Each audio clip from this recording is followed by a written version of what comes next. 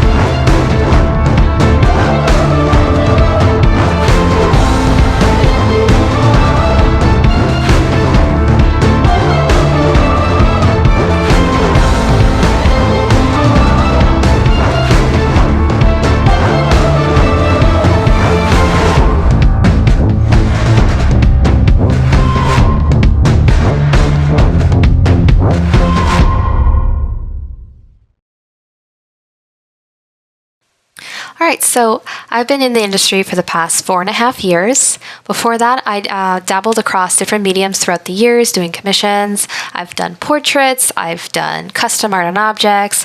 While working as a server in college, I also designed the chalkboard signs at the pub I was working at. Last year, I started to focus on my personal art again and started experimenting inside of cinema, learning new techniques and styles for fun. So overall, art is something I'm passionate about. It's been in my life as a constant, ever-changing, different shapes, different mediums throughout the years. Now, as far as my journey to motion design and visual effects, it actually started with an admissions counselor at the Ringling College of Art and Design. He asked me what I wanted to do, and I was like, I don't know, but what I do know is that I like art, and I like sci-fi, and I like horror, and I like all the titles, and I like all the special effects, all the things. Please help me. And his solution for me was motion design and visual effects. So long story short, I ended up in Tampa because I have family here. Was trained in 3ds Max and Maya at the Art Institute of Tampa because they just didn't have Cinema 4D. And it wasn't until my senior year, while doing research, that I came across Cinema 4D and decided to teach myself using the Cineware software inside of After Effects for a final portfolio project. Also lucked out that at the same time, I started my internship with the Lightning, who had licenses that weren't being used, and my manager at the time was nice enough to allow me to use one, and I've been using it ever since. Now, for what I'm touching base on today, I'm sharing tips and tricks that I've learned throughout the years that I find are very useful while working in a time crunch. And that's because when it comes to sports, it's actually a very fast-paced environment. Even your best laid out plan will come across bumps in the road. There's always changes. There's always things happening. So these are things that I consistently go to that I know will help me produce an overall polished piece that I'm happy with and that my bosses are happy with. So let's jump in. All right, so real quick before I get into the nitty-gritty, I just wanted to elaborate a little bit more on working at a sports arena. Now for myself, I'm part of the game presentation crew, aka Lightning Vision, and pretty much we are the entertainment for fans when they come and watch the games, which at max is usually just under 20,000 people. And our team consists of not only motion designers, but videographers, directors, producers, and we carry multiple hats. So we also sometimes tend to run the equipment that spits out the graphics or cuts between cameras, oversee lighting. A few of our producers also oversee a TV segment that runs during the game. Our show is a live show that runs during the whole game. So on average, about 2.5 hours. And not only that, at a sports arena, you don't work just in 1920 by 1080. You're also working across multiple formats for all the boards throughout the building. And here are just a few as example. And our prime focus really is just to hype up the crowds, make sure everyone has a good time. And it ends up being this awesome cycle of energy because the more hype the fans are, the more hype the players will get and tend to play better, which in turn will hype the fans. So it's a pretty fun cycle when everything's going right, because obviously the team's not going to win every single game. So it tends to be a lot of fun. Now, for the first project on deck, we're going to break down the title look from the season that just ended in July. And I'm just going to show you pretty much the backbone of this project, which really helped me get this done in a quick fashion, because a quick backstory on that is, due to COVID, we spent a lot of time last year not knowing if we would even have a season. So when we finally found out, to our dismay, we only had 2.5 weeks to get everything ready, not just this project. When we plan for a season, it's like 1.5 to 2 months. So once we recovered our souls into our bodies, we got to work. So we'll just get right into it. Alright, so here's the project inside of Cinema. As you can see, I've got quite a few shapes in here. It's got a lot going on, which is why I chose to focus on what I feel is the backbone to this project. It's key techniques that I use throughout most of my projects. But real quick, all I really did to build this is I built a wall and a room here. And to build the room, I just used your handy dandy cloner. Cloners are your friend in all things. So yeah, if you have any questions, feel free to ask. Now, to start, I'm going to focus on the Morph camera system, because it is simply just that awesome. And all it is really is that you place cameras in your scene. So see, I have these cameras here. You select them, go up to your camera icon, and you select camera morph. And it comes out with this little camera here, which then just blends all of your cameras together. If you wanted to blend different focal lengths or focus distances, you can do that down here. It comes checked automatically, but just in case. Now, my favorite thing about it is that it comes with this spline, which makes it easier to track and see and make sure your camera animation is moving the way you want, just how smooth this is. And if you ever wanted to adjust something, all you have to do is just move the camera, and as you can see, the spline is moving with me. You can rotate it and all that stuff. You can make these tweaks with just no keys, because it's the only key is the Morph camera itself, unless you customize these cameras, which is actually what I ended up doing with my first camera. I didn't like how it was transitioning from 1 to 2, so I just animated this out real quick, and then I started my Morph animation after that. So then I placed the rest of these cameras strategically in the scene to emulate what I would like for one camera to do. So this one is just beginning to turn, the next camera has fully turned, so we get that flip there, and then the last camera just ends up where the title will be as we animate further. So I'm gonna recreate these from scratch real quick, just to show you how simple it can be. Alright, so here we go from scratch, and pretty much what you do is you position yourself in your scene where you want to start. I'll just start here. Make your camera. Don't forget to label them so you don't get lost later. Then I continue on my journey here. So do that there. Next camera. I'm going to bring this down. Camera numero dos. And I wanted my little spin. Now, I put the words Tampa Bay here, so I want to make sure I catch that a little bit as we transition out. Next camera, label, and then for my final camera, it's going to end on this title here. It's my end slate. This is the most important part. And voila. So then what you do is select them all. Go to your camera icon. Oops, got a little click happy. Alright, select them all. Camera icon, morph camera. And now you've got this guy. Make sure you add your tag to it. In this case, Octane. If you're using Redshift, use the Redshift tag. And now, let's see how we did. Whoops. Camera morph.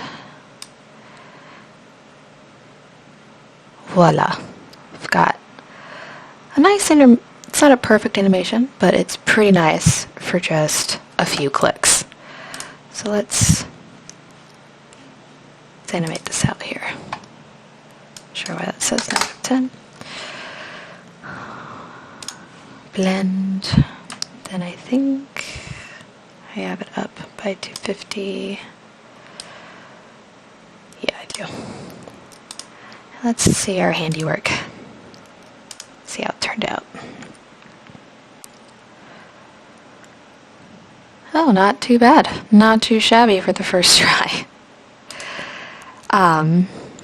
So let's back out so you can see how this spline turned out. That's my favorite part. And look at that. All with just a few clicks. It's a decent spline. Could use some tweaking just to perfect, but overall, that was so easy. So easy. Now, another mention to note is if you have different focal lengths and stuff throughout your cameras, just make sure these are ticked, and it'll blend those as well. It does that by default, but just in case, just so you know. And now we move on to object passes. So, object passes, and actually external compositing tags as well. I'm going to cover both of them because they go hand in hand. Now, real quick before I jump into that though, I wanted to mention, because I forgot to bring it up earlier, as another useful tip for your cameras, there is this composition helper feature that's pretty awesome, where you, let me just go in here real quick, you can add these guides essentially. So I like to use grid and crosshair a lot, but you also put golden spiral or triangles, whichever is your preference. And essentially it's just guides to help you position your objects in your space proportionately, all balanced. And so yeah, I use that in every single one of my projects. Just wanted to make that quick note. Now for your external tags and object passes, are key for anything post, especially if you're trying to build a template to be used in After Effects. And for your tags, essentially what it does is it captures the 3D data of position and rotation inside your scene and brings it in as a solid into After Effects. And it's actually quite easy. So you go to your tag here, right click, render tags, external compositing, check your solid. Now I tend to copy in these parameters so the shape of my solid matches inside of After Effects. Now I have done this before where I forgot to do this, change the size, and it was fine. I just had to scale it up in After Effects. So no big deal. Now for your object pass, for example in this case, I added a tag here for a sponsor. because all of our features are pretty much sponsored, and we always show our sponsor first before we show the name of the feature. So I've got my sponsor here. Now I built it with behind a door. So this door, this shape, essentially is where I need my object pass, which for an object pass, that's essentially a mask or track mat that you can render out as a separate pass to use in After Effects. So to do that, let's see here, I have my wall. Just delete this and do it again. Right click, in this case go to your Octane tags and do object. And I just put it in the next layer up, which is layer 2. And that's that. And in order to capture all this data that we just assigned in Cinema, you actually export out an AEC file, which I'll show you in just a moment. But real quick, just wanted to show you how to set up the object pass in Octane, which you just go down here. I've already got it pre-selected, but I'll go through it again. So you go over to your render pass, make sure this is enabled, get your path right, make sure, don't forget. Then I only got this to work with EXER and not EXER Octane, and I don't know why, so if anyone does, please enlighten me.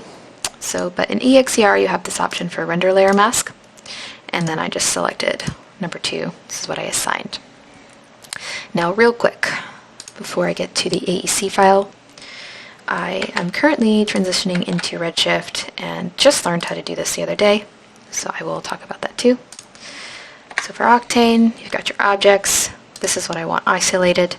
So I go over here, add my Redshift object, go to Object ID, override, I'm just going to use number 2 again.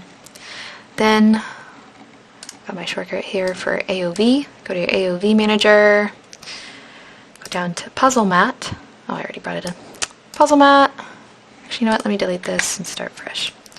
So Puzzle Mat, go to Object ID, and then change all these parameters to what you set it to, which is 2. Voila. And then I double check and make sure it's working in my render view. Render that out. Then you have this Puzzle Mat option here. Now, it doesn't show up at first, and I learned this the hard way. You actually have to have bucket rendering selected, and then it shows up. Yay! So then, once you're ready to export, you pretty much just go down to save, get all your stuff set up, and here is where your AEC file comes from. So you go here, click save, and select all these markers, and then you save. Or when you hit it, you send it to the queue, it'll do it automatically just as long as you have this checked. So now we're going to go ahead and pull in an AEC file that I set up already into After Effects just to show you what it looks like and how to use it. Alright, so now in After Effects, we'll hit Control-I for import. We'll grab our AEC file. We'll have this nice folder with your render and a pre-comp with your cameras and tags. Now since I did this wonky, I didn't get my object pass automatically. Oops. So I'll grab that. And we'll go in here and voila. Here are the cameras, lights, and tags. So first things first, delete what you don't need. Save yourself a headache later. So we'll delete these cameras. All we need is the Morph camera because it's got all the data we need. And these lights because we're not using any flares in here. And I ended up not using these, but I like to have them just in case. So now we just have our main tags that we need. And since this is a template, usually what I do and what we all do is we have this separate folder that has the pre-comps, the only comps that will ever need to be updated after the fact. So just update these 2 and you're clear to hit the render button. So we'll go ahead and bring this in. So we'll start with our sponsor since it's right here. Click on your layer, click on your pre-comp, and then hold down the Alt button, drag her down. Voila, she's now in your scene. Now, this always happens to me, and if anyone could enlighten me as to how to make this come in the right way, please let a girl know, because sometimes it comes on the wrong rotation. So we'll rotate that back, scale her down, and I'm going to scale it really down because not all logos are equal, so I need to make sure there's space. Now, since this is behind the doors, we're going to go ahead and bring in the pass. Now, since I used an EXER file, I'll need to add an extractor to it. Look over here, just type in EXTR if you want, and then here it is. Drag it over, go to your render layer, well, in this case the object pass, and voila. And then I'll just go ahead and add my Luma inverted, and boom, behind my doors. Perfect. Now, I'll turn this off because we're not changing that now. And we're going to go to the main part, which is the text. And again, Alt replace. Boom, there's, oops, didn't make sure I was highlighted. Alt replace. Boom. In the scene, just scale her down a little bit. Perfect. And I have this one here because of the open space, so I know I want to have my sky, which I have in my guts here. Again, Alt replace. And again, I'll have to adjust the orientation. I'm not animating this, so I can go ahead and take my keys off and we'll rotate. And then move it up. Or however, I think I scaled this up. Well, I tweaked it a lot in post actually. That's just how I am. But so I actually ended up doing a pass for this too, because it did overlap that edge there. And that's pretty much all it is really. And then now you can just have some fun and add some effects, and in this case electricity, all the fun things. And just to show you, go into the original here. Now, I do like to color coordinate sometimes just for the sake of sanity, especially if I have a lot of different moving parts in here. So like I have my special like little effects and electricities in blue. What needs to be edited is in green. And quick note on this one is, since our look was metal with chiseled text, we opted for using just 2D text instead of After Effects. My buddy figured out how to develop this nice little chiseled look, which I then took and composited in. So that way we could have these rendered out in just a matter of minutes instead of waiting however long it takes to do it in Cinema, or sometimes we use Element 3D and it bumps up the render times as well. So it was just a nice and easy way to do that.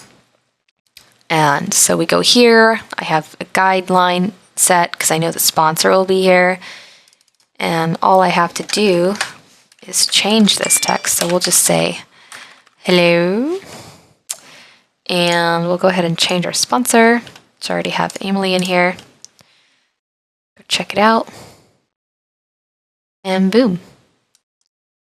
It's ready to go. Well, kind of. Bring my text down. And now it's ready. Beautiful.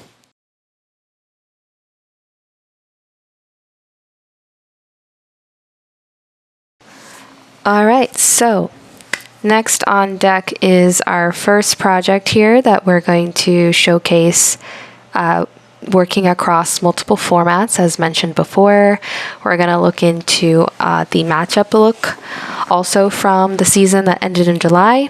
And I'm just going to show you some easy tips that you can follow that make it easy to work across multiple formats, so it's not as overwhelming as it could seem at first. So here we go. Alright, so here we are in the innards of this project. Now, as you can see, this is actually quite simple in comparison to the title look. The title look was pretty in-depth. It was also the first one, and I reused a lot of the textures I made in that project to then reuse across the board for all the projects in the same family, this being one of them that was also created in that 2.5 week of madness. And one of the key things I did was actually save my textures from that project, so it made it easy for me to work inside this new one. I also had a little bit of fun for sanity's sake. It reminded me of a Turvis, so I kind of kept that going for a few. And please disregard this management because it's atrocious. I was not in my best frame of mind at the time. And just real quick, as far as what this looks like on the inside, it's again just your handy dandy cloners working, doing its job for you. So, key thing about this particular project is that it's built to be a seamless loop. And that's because whenever it comes to logos like this or any logo, we prefer to have it seamless for the sake that it's on loop when fans first come into the building. And then sometimes if something happens on the ice during the game, we've got to cut to a logo real quick. We'll usually put up matchups or just one of our other logo loops. So having it transition out and in seamlessly is key. So this one, since I was having to move fast, I made a really simple loop here, and it's just really just 2 keys where I'm animating from the bottom and going up. And it was nothing super crazy to figure that out. I just went to the first frame, looks good, and went to the last frame, looks good. Key, I was just looking for this line here to match. And I was able to hide this little difference in texture with some motion blur in post. And really all it is, it's just, again, 2 keys. And you'll go to your window, dope sheet, or F-curve, whichever you prefer. I like dope sheet. And you just select your 2 keys here. And right click and go to 0 length, which will smooth everything out, make it linear. You have no eases on there. And it creates that seamless look. And just to show you the difference, I'm going to set this to auto tangents because that's what it defaults to when you first animate a key. And move this back a little bit. And as you'll see, it's got that little hiccup, right? So you want to avoid that. So, quick and easy way to do that is your dope sheet, which is also your friend. And you'll go down here again, 0 length. And let's check that out. Look at that. Super quick and easy, really simple way to do a little seamless loop. All right, so next up we're going to touch base on using Pngs from Cinema and animating in post in After Effects, because it's a really nice and quick and easy way to have like a really nice look that you build in Cinema and then animate it in post, especially if you're using different formats that are smaller and you won't really notice, like you don't really need like a super in-depth animation inside of an LED ribbon. So this is one of my favorite things to do. And then just real quick, if you hit V, you get this menu and you can quickly go to another project. Thought I'd share because I just learned that not too long ago and I thought it was pretty cool. All right, so here's my logo from my matchup. As you can see, I've got a few variations here. And just a side note, I am aware in retrospect, there is a take system that would have made this much easier. I just was unaware of it at the time. I talk about it, but I'm still learning it and would probably tell you the wrong thing. So, yeah, logo. So all you really do is, make sure you got your lighting how you want it, right? You pull up your live viewer, go up to your render settings, make sure you got your alpha channel ticked, have the right file path if you're going to use the render queue, or what I like to do, especially when it comes to PNGs, is I'll send it to the viewer. That way I can see as it's rendering and just just to make sure like I didn't accidentally mess something up. And when it's done, you just right click on it, save image as, double check your alpha channel, you know, whatever format you want to use. Well, not JPEG, PNG. And then save it. Then you bring it into your project. So this is our proof for our LED ribbons in bold, the ones you see from your seat. And these are just the first few. We do have more screens throughout the arena, but we'll start small. And yeah, this pretty much adds up. You know, this is around 9 to 11 screens. So another big thing to keep in mind, especially if you're working inside different formats, is to utilize pre-comps to your advantage. I cannot stress enough the use of pre-comps. For example, say I have a sponsorship logo here instead, or I don't know, the team changes the colors on their logo, and you find out and you didn't pre-comp anything, so you've got this one logo copied in each and every ribbon. So, you know, these can take a few minutes to render a piece depending on how much you've got going on. I left my cue in here just so you could see, like, it can vary. It's got 6 minutes, 7 minutes. There's one that's 15. So these can add up really quick if you're not careful. And it really is something you should think about, especially if this happens on the very same day you need it. Because then if it does and you only have a few hours before the game starts and you've got to render and then transfer it and let our operator load it up into the system, this is what you're going to look like. But you don't have to. You wouldn't have to if you just use your pre-comps. Let's see here. See, I've got them all set up here. And the reason is for just like this.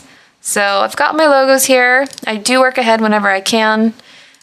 Just go down, you select your layer. Here, I'll stay on Nashville. Press down Alt, drag her down, and voila. And I also added a little optical flare. Usually what I do is just have a toner on it, so it's easy just to eyedrop, get close to the yellow. So that's changed. And if I go back to my MoProof, look at that, it's already changed almost all of the boards already in just like 2 clicks. So in this case, I added some custom electricity. So there's my toner again. It's going to guess the yellow.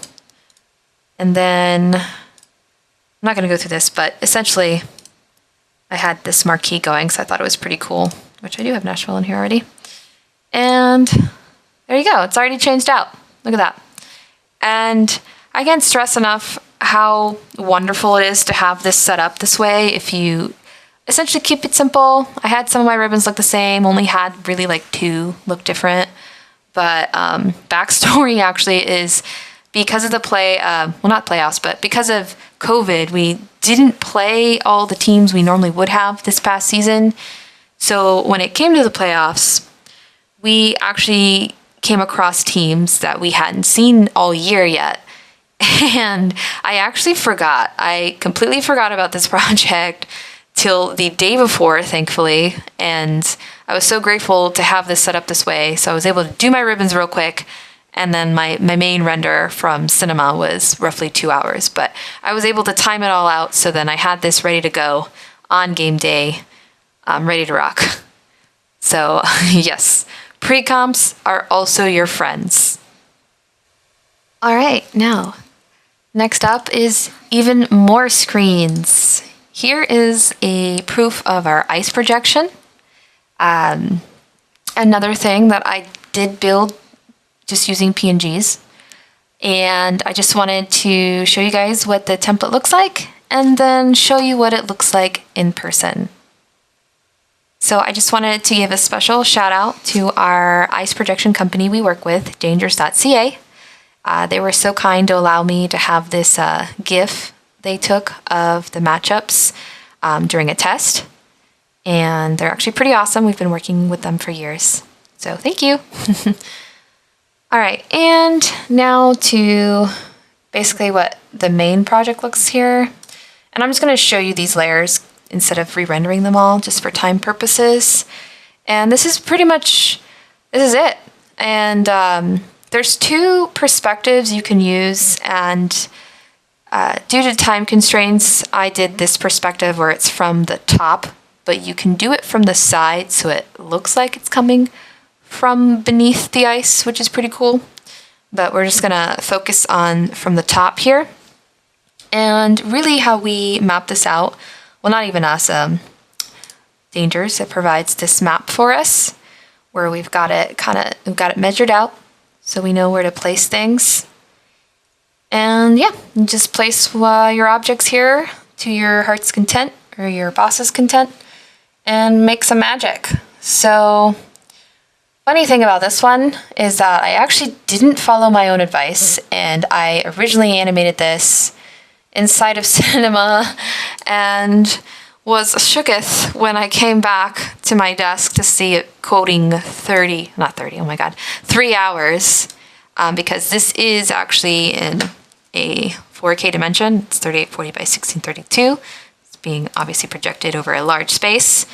So the render time definitely went up really fast, and I did not have time for that and everything else I had to work on. So remember your own advice. So here are my little pieces. There's the one I have with Ecto, which we're touching base on. I love Ecto. And all I did was just assemble it together and just animate and post like this marquee to match my matchup, going up and down, as you can see. And then I definitely cheated just by using my render of the main board we've already gone through. And then what I really did to make it pop, because on the ice it's very easy to lose contrast, I added this like super heavy drop shadow to give it more depth, especially since it's just a PNG, it's essentially flat. But that's another way you can use something really nice and polished and animate and post for a really nice and big effect. So final tip we're touching base on for this project before moving on is basically how we just blend this all together, like the final icing on this cake we've built. And that is using red giant looks. It's just a fast way you can color correct your project. Just apply it to your adjustment layer and go to town, really. And I'll just open this up. And as you can see, you've got plenty of different things you can play with all down this list. I usually just kind of go through these until I see one that I think will work and that I like. And then if you want, you always have this option to adjust it and customize it, turn things off, mix and match if you want to.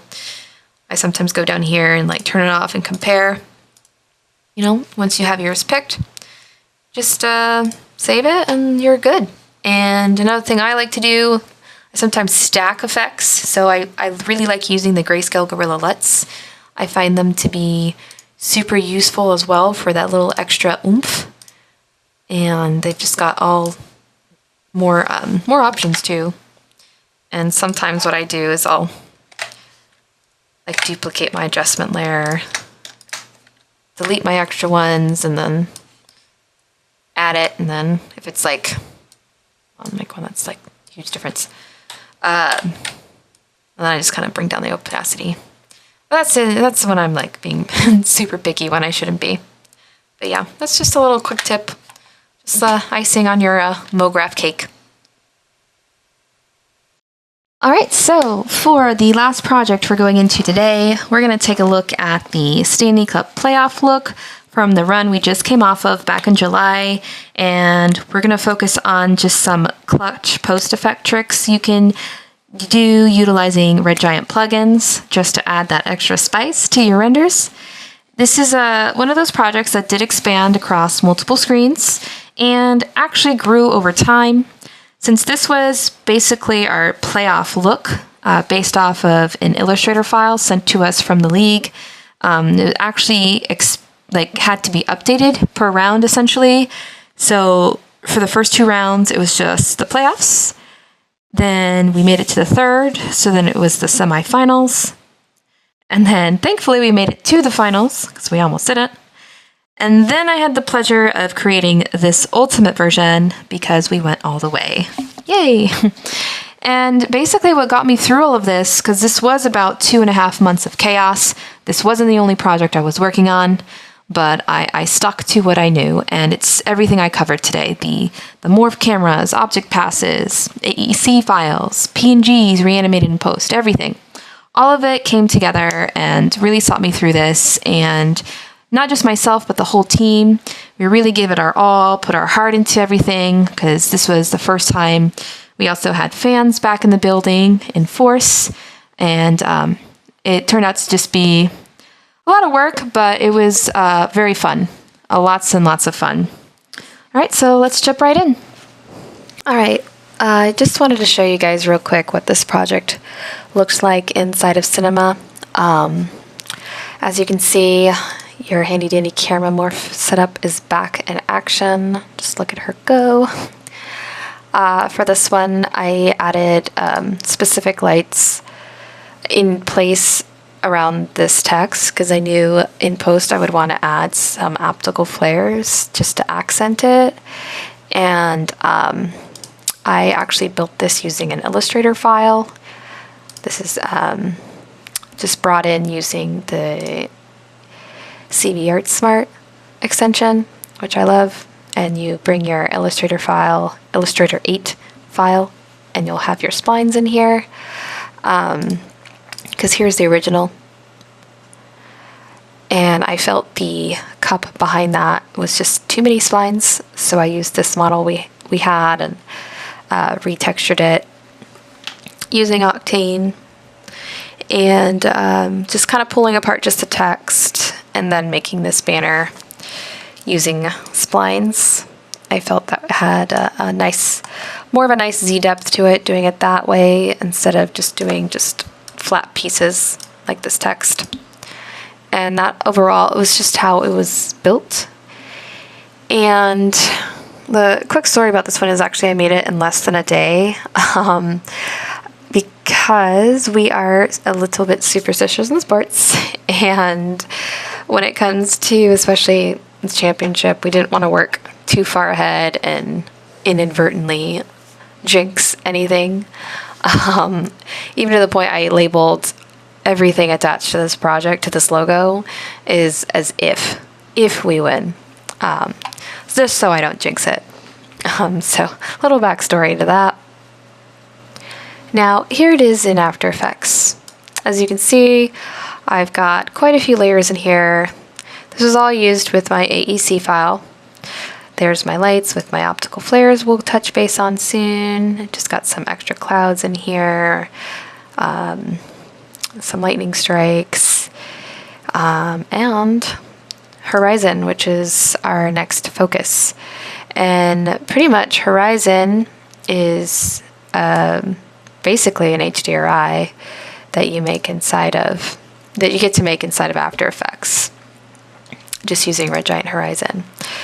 And I like it because I like to make custom backgrounds whenever I use it. So in this case, I stitched together some 2K footage I had of just electric clouds because I wanted just something a little bit more natural.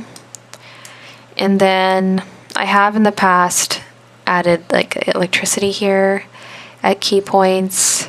Here's looks again, always using looks. So whenever I put this together, what I like to do is I go to my main, I lock it, and then I go inside my background. And when I do this, it just makes it easy to like scrub through, and then I can see kind of what the HDRI is doing at specific times. So if I wanted to add something like electricity to show up right here, I can just place my footage here at this point, and then trial and error as to where it is in here. It's probably around here or here. Have that wherever I want, maybe in every shot. It just depends. And to make that real quick, let's start from scratch here. It's out of here. So I've already got my background in here. You make a solid, Don't forget to label your layers. And then you bring in your horizon. Just double click there. Go to your image map and select your background. And then just make sure you have your camera in here, which you'll do if you're using an AEC file. And that's pretty much it. Now I can move around and see my clouds. Obviously, I didn't do the clouds full top to bottom because my camera wasn't going to go that far, so I just kind of cheated that way. But yeah, that is how you use Red Giant Horizon. Super quick and easy. A nice time saver. Now on to Ecto. Ecto inside of Universe is one of my other favorite things to use. I've used it quite a bunch ever since I came across it. So I used Ecto here just as an accent around the Stanley Cup. So it pops on this. This is for one of the projection screens. And I usually double up, solo it, because it does add a glow if that's what you're going for. But I didn't want this to be like, I still wanted this dark again because this is for a projection screen, so I needed it to be crisp, so I just duplicated it and made this one darker. And overall this ended up popping really nice. And I've used it multiple occasions. Here it's animated, which is what I'm about to show you because I've used this quite a few times. So we'll add it to this little logo here. So real quick, because I've found this out the hard way before, if you add it directly to a layer that's small, it's gonna cut off. And that goes for anything with glow, like saber, glow, whatever. Be mindful of the shape of whatever it is you're putting in here. So you can do one of two things. You could either pre-comp this into this dimension, or in this case an adjustment layer worked just as well. Put it on there and boom, Ecto. And it's basically like a fractal glow added to your layer. Makes me think of Ghostbusters. But you've got actually a couple options whenever you use Ecto that you can use. Obviously for a logo it doesn't work for some of these. You'll change the middle. So that one you can get away with. This one you can't. Then if you duplicate a layer you still could use it in theory. But most of the time I stick with a default because default is already kind of in our blue. So I just kind of roll with it. But you've got all types of ways to customize it. You can customize your glow, your distortion even. Change it. Change the way it looks, which I love. And change your colors, size of your distortion, change it to 0, or, tone it down a little bit. Obviously make it smaller. So there is a lot of different things you can do with this. So since it tends to have that glow, I usually, as I mentioned before, I just duplicate and then, I guess in this case, put it on top of the additional layer. So then I have that, but we don't need that right now. So now for the mask effect, I like to do this, especially if I'm electrocuting something or it's like a dramatic hit. Then after the hit, I usually add this little animation using a mask that I like. It's just like a little pass over. Just animate this real quick. And I just like how that looks. It's organic and smooth. And then sometimes, just depending, I add a little light sweep on top. Let's see what this looks like on here.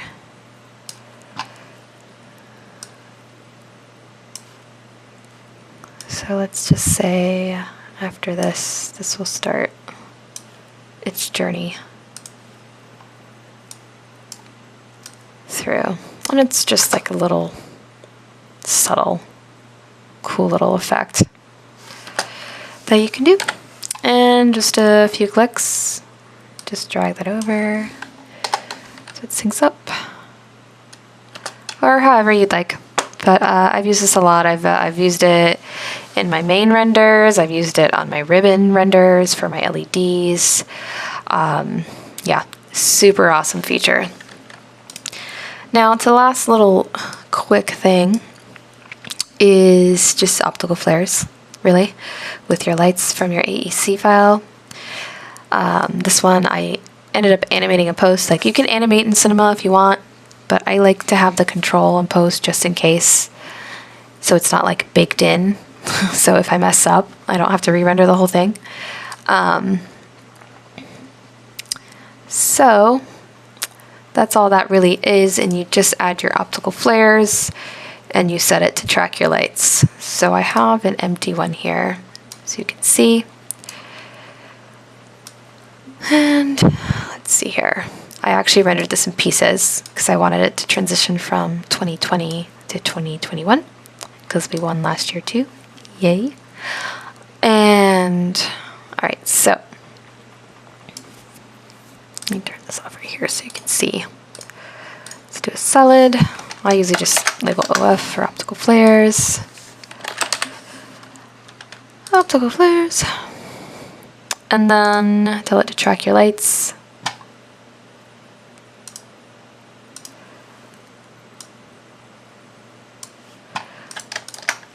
I always do this. I have no rhyme or reason to, but I just turn them off inside Cinema and then bring it back on in here. But as you can see, it's where my logo is. Now, I just labeled as left and right so I know which one is which, but if you wanted to get intricate, if you want to label them starting with A, B, or C or whatever, you can do that too.